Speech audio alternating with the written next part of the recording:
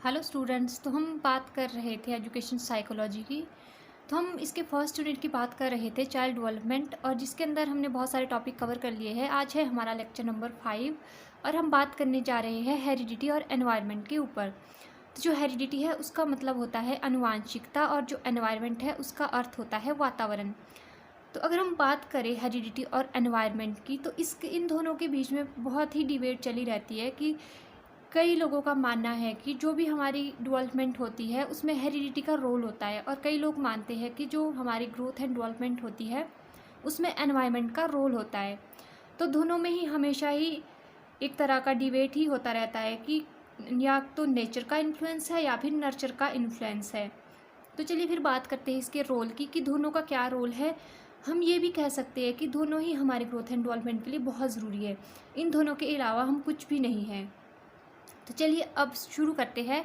तो सबसे पहले जो टर्म है हमारे पास वो है हेरिडिटी। हेरिडिटी का मतलब होता है आनुवांशिकता। तो हेरिडिटी एक तरह का स्टैटिक कंसेप्ट है, ठीक है। स्टैटिक का मतलब होता है स्थिर। फॉर एग्जाम्पल जैसे हम बोलते हैं द सन इज़ वन, तो जो सन है वो क्या है, हमेशा एक ही रहता है। तो उसी तरह से जो हेरिडिटी है वो भी अनचेंजेबल है, उसको चेंज नहीं कर सकते हैं, और इसको हम नेचर भी कहते हैं। और ये जेनेटिक इन्फ्लुएंस इसमें रहती है। जेनेटिक इन्फ्लुएंस का मतलब है कि जो भी हमारे आनुवंशिक गुण हैं जो हमारे पेरेंट्स से या ग्रैंड पेरेंट्स से हम लोगों में आते हैं, वो सारे क्या हो गए, जेनेटिक इन्फ्लुएंस हो गए।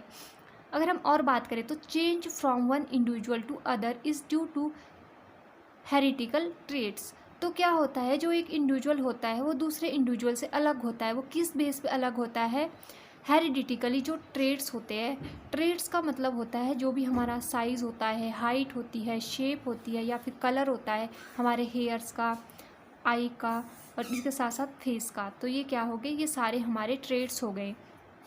और इसके साथ साथ अगर हम कुछ और बात करें इसमें, तो जो हमारे ट्रेड्स होते हैं वो कैसे हो सकते हैं, वो जीनोटिपिकल भी हो सकते हैं और फिनोटिपिकल्स भी हो सकते हैं। जीनोटिपिकल के अंदर आते हैं हमारे जैसे हमारे फेशियल एक्सप्रेशन आ गया या कलर आ गया। और फिनोटिपिकल जो होता है वो जैसे कि हाइट, वेट, ये सारे हमारे क्या हो गए, फिनोटिपिकल हो गए। जीनोटिपिकल मोस्टली जो जीन एक्सप्रेस होता है वो सारे क्या होते हैं, जीनोटिपिकल। और फिनोटिपिकल क्या होता है, जो फिजिकल अवेयरनेस होती है बाहर, तो वो सारे क्या हो गए, फिनोटिपिकल हो गए। इसमें कुछ ऐसे ही टर्म्स है। और उसके साथ साथ अगर हम और बात करें हेरिडिटी की, तो हेरिडिटी क्या होती है, एक तरह का फिक्स्ड होती है कि अगर किसी का पेरेंट्स मान लो वाइट कलर का देखने में है तो उसके बच्चे कैसे हो गए, आगे वाइट हो सकते हैं। अगर दोनों ही मदर एंड फादर में कलर कॉम्प्लेक्शन अलग अलग होगा तो उसके बेस पर उनके बच्चों में क्या होगा, उनके कलर जो होंगे वो उसी तरह से आगे फर्दर दिखेंगे उनके बच्चों में। नेक्स्ट अगर हम बात करें तो नेक्स्ट टर्म है एनवायरनमेंट। एनवायरनमेंट क्या होता है, activities, attitude, behaviour and lifestyle characterised. तो जो हमारी एक्टिविटीज़ होती है, एटीट्यूड्स होता है, बिहेवियर्स होते हैं, और हमारा जो लाइफस्टाइल होता है, ये सारे जो भी विशेषताएं हैं वो सारी हमारी एनवायरनमेंट है। या हम ये भी कह सकते हैं कि जो हेरिडिटी को छोड़कर जितना भी सारा चीज़ें बाकी बच जाती है वो सारी क्या होती है, एनवायरनमेंट होती है।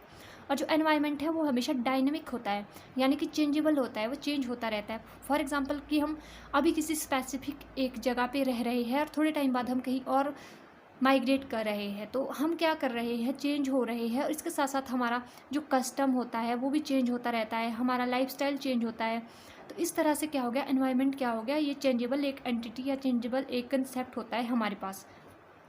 अगर हम एनवायरनमेंट की और बात करें कि एनवायरनमेंट में हम और क्या कर सकते हैं, तो एनवायरनमेंट अगर हम बात करें एनवायरनमेंट की कुछ और, तो एनवायरनमेंट का मतलब क्या होता है, sum of total surrounding in which an individual haves to live. तो जितना भी सराउंडिंग में हमारे सम ऑफ टोटल है जिसके बीच में एक इंडिविजुअल रहता है वो सारा क्या हो गया, एनवायरनमेंट हो गया। According to J.S. रॉस, उनका क्या मानना है, तो एनवायरनमेंट क्या है, environment is an external force which influence अस। तो एनवायरनमेंट क्या है, एक ऐसी बाहरी शक्ति है या बाहरी बल है जो कि एक ह्यूमन बींग्स को इन्फ्लुएंस करता है। फॉर एग्जांपल बाहरी क्या हो गए, हमारी सोसाइटी हो गई, हमारे कस्टम हो गए, बिलीव्स हो गए। तो ये सारी चीज़ें क्या करती है, एक इंडिविजुअल को इन्फ्लुएंस करती है या प्रभावित करती है। तो ये सारी चीज़ें क्या होती है, ये सारी चीज़ें एनवायरनमेंट होती है। तो अगर हम बात करें हेरिडिटी और एनवायरनमेंट में डिफरेंस की, तो सबसे पहले क्या होता है, जो हेरिडिटी है वो क्या है, स्टैटिक है। और जो हमारा एनवायरनमेंट है, एनवायरनमेंट क्या है, एनवायरनमेंट एक डायनेमिक कंसेप्ट है, ठीक है, एक डायनेमिक कंसेप्ट है।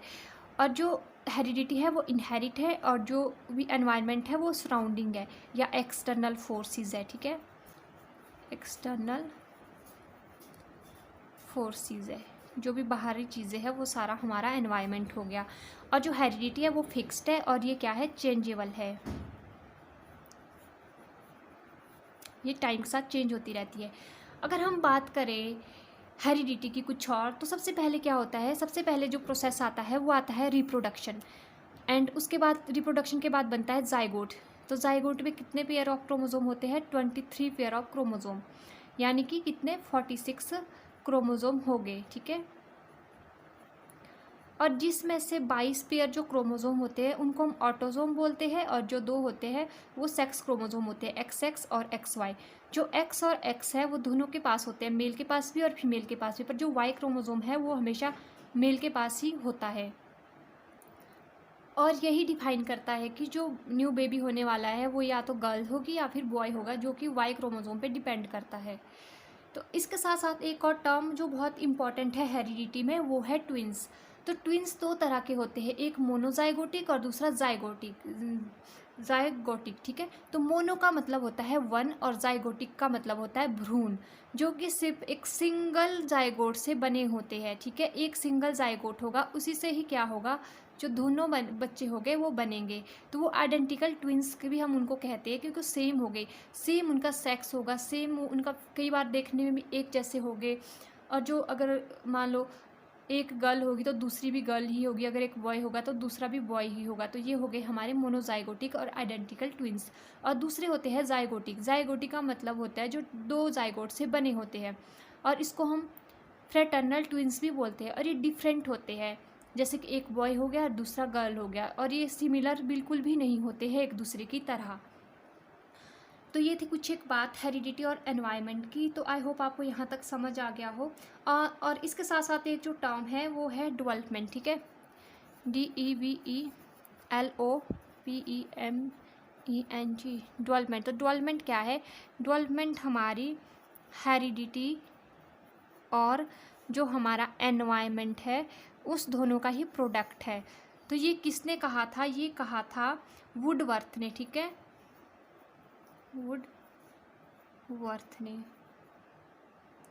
उन्होंने क्या कहा था वुडवर्थ ने, कि both are equally essential in the growth and development of the child, कि दोनों ही चीज़ें क्या है, इक्वली इसेंशियल है किसकी ग्रोथ के लिए, एक चाइल्ड की ग्रोथ और डेवलपमेंट के लिए। तो क्या है, इनके अकॉर्डिंग क्या है कि जो भी हमारी हेरिडिटी और जो भी हमारा एनवायरनमेंट है, तो ये दोनों ही क्या है, both are equally essential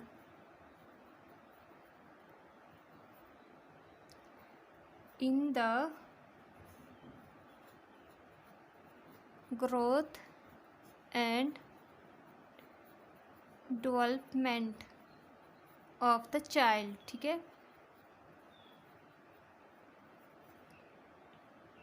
thank you for watching. मिलते हैं जल्द ही नेक्स्ट वीडियो में। तो हम नेक्स्ट बात करेंगे इसकी इम्पोर्टेंस की, कि हेरिडिटी और जो एनवायरनमेंट है उसकी क्या इम्पोर्टेंस है।